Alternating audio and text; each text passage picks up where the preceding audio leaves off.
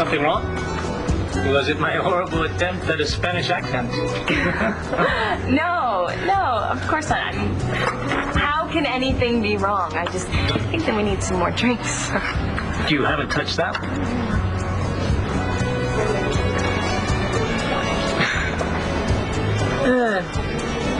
Delicious. How about another round? Okay. Oh, hey. Hey. You are so beautiful. Yes, she is. It is so nice to be the one in charge of taking care of her for a while. Who knew Daddy would be so happy that Jessica and Antonio went away for a honeymoon, huh? Miss Williamson?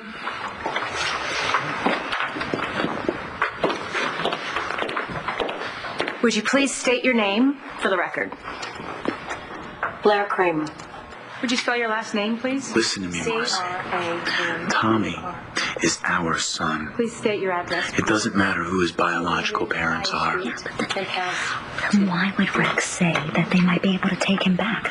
Because Rex is being overcautious. Tommy is ours, honey. Nothing will change that. We should jam. Yeah, hey, if you ever need a babysitter. Thank you, but I don't think I will be giving up a single moment with my little girl, will I? No, I won't. I understand. You are such a cutie wootie, you hear that?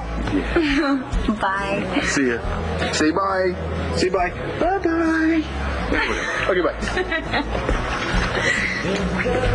You never call me cutie woody foodie.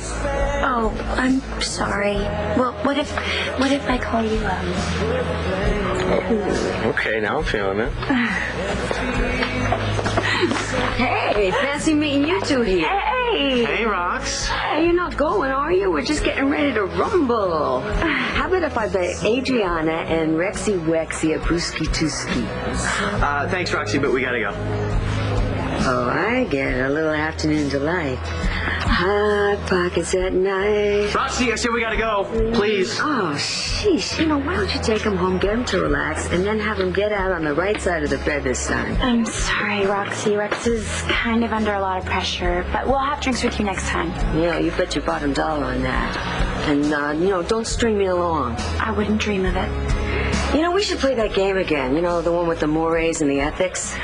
You bet. Yeah, I love that game.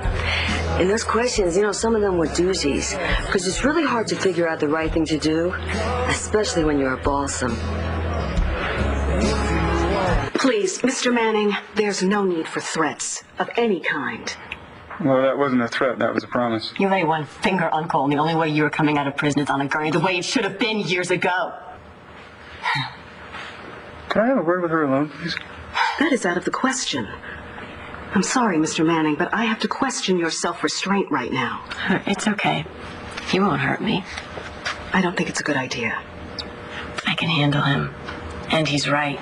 We do have some things we need to discuss alone. Are you sure you'll be all right? Yeah. He'll never hurt me again. It's against my better judgment, but if you need me, I'll be in the hall.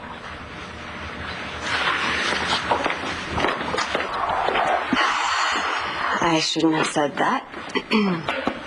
This isn't about what happened to me at a party back in college. This is about what happened at a party last night between my son and your daughter. Yeah, your son happened to my daughter. He attacked her, obviously for payback. You were there. He didn't know anything about the rape until this morning. The only thing that was the same is that you both play football and you both weren't in your right mind. Unlike you, my son is a gentle, quiet kid. Yeah, could have fooled me. Yeah, that could have been the steroids. And I'm not saying it's an excuse because it's not. But you've seen the evidence. Anger and aggression are major side effects. He wasn't in his right mind. He wouldn't have even raised his voice if he wasn't taking those drugs. Look, I can guarantee that he will never take steroids or any other drug for that matter ever again. You sound very sure of yourself. I am. That's funny because you, as this renowned psychiatrist, this studier of human behavior, you didn't know he was taking them. So how can you possibly guarantee he'll never do it again? Can I come in? Please.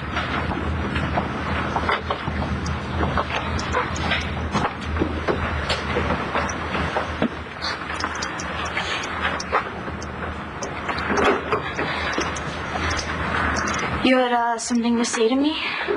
I'm sorry. You already said that outside and at the police station. I know, but see, it's not even like that. I mean, when somebody steps on your toes, they say, I'm sorry, and that's it. And it's not that big of a deal. They just step on your toes and, okay, that's it. And when I say I'm sorry, it kind of sounds like the same thing. Like, I just stepped on your toes and that's it. It's not a big deal. Wow. I should have paid a lot more attention in English class.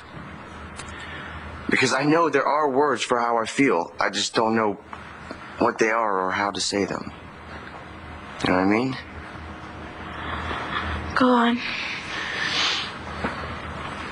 See, when I brought you up in that room and I started yelling at you, I felt like I was just somebody up in the bleachers and watching somebody go off on their girlfriend, and I was so mad. Like, I just wanted to kick their ass because they were yelling at somebody that I care about. Somebody that I care about a lot. But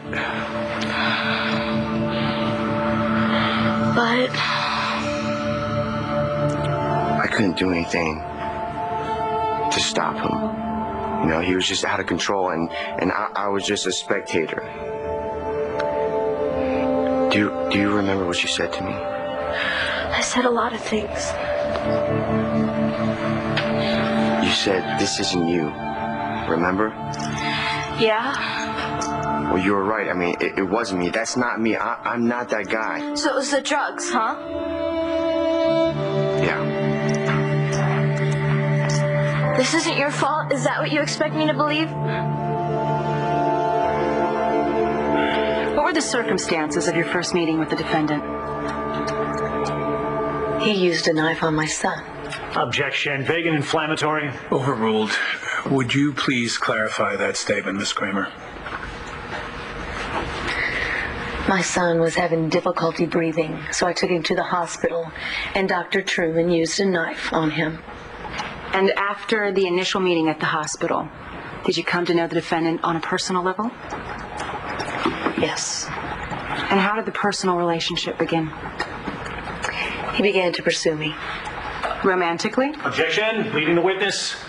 Rephrase the question, please. Of course, Your Honor. In what way did the defendant pursue you? Romantically. Thank you, Miss Kramer. And when you first... Miss Kramer, can I get you a glass of water? Miss Kramer? Miss Kramer, please sit back down. You have not been given permission. Claire!